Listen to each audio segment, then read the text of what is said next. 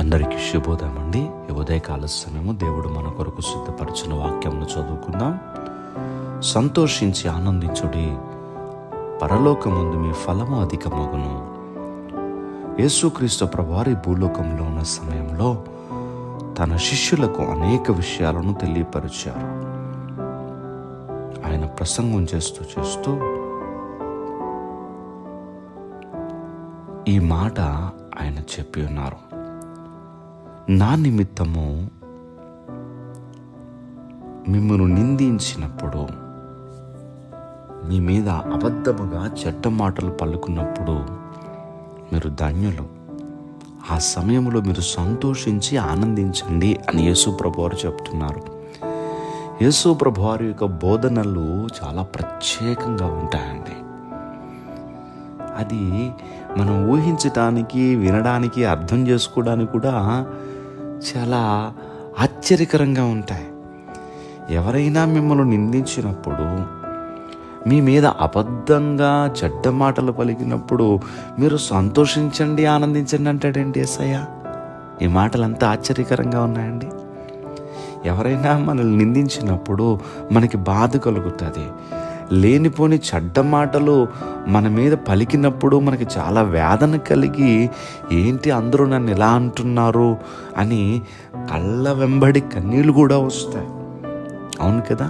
కానీ ప్రభు అంటున్నారు, ఇలా మీకోసం ఎవరైనా మాట్లాడినప్పుడు నా నిమిత్తము మీరు సంతోషించండి, ఆనందించండి అంటున్నారు. చాలా ఆశ్చర్యం కదండి. దేవుని బిడ్డలారా, దేవుని బిడ్డలు ఎలా ఉండాలో ఆయన మాట్లాడుతూ ఉన్నారు.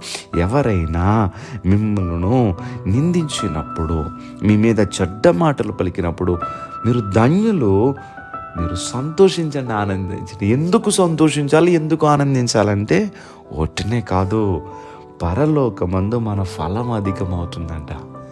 వాళ్ళు ఎవరైనా నిన్ను నిందించినప్పుడు, నీ మీద చెడ్డ మాటలు పలికినప్పుడు జరిగేది ఏంటంటే, దేవుడు రెట్టింపు ఫలాన్ని పరలోకంలో నీకు ఇవ్వబోతున్నారని సంతోషించాలి, ఆనందించాలి.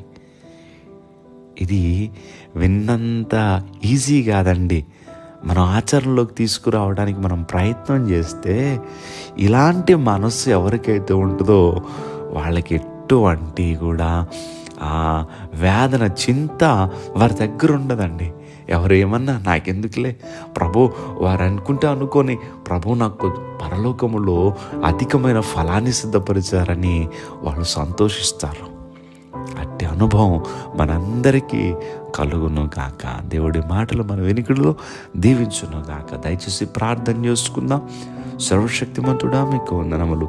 ఈరోజు నీ బిడ్డలు వారి పనులు ప్రారంభిస్తుండగా నీ బిడ్డల పనులకు మీరు తోడుగా ఉండి వారి అవసరములన్నిటినీ కూడా తీర్చి, ఎవరి హృదయంలో ఏ గలిబిలి లేకుండా మీరు మాతో మాట్లాడిన రీతిగా ఎవరు ఏమనుకున్నా మేము సంతోషించి ఆనందించాలి, పరలోకములో మా ఫలం అధికమవుతుందనేటువంటి మనస్సు మాకు కలగాలి.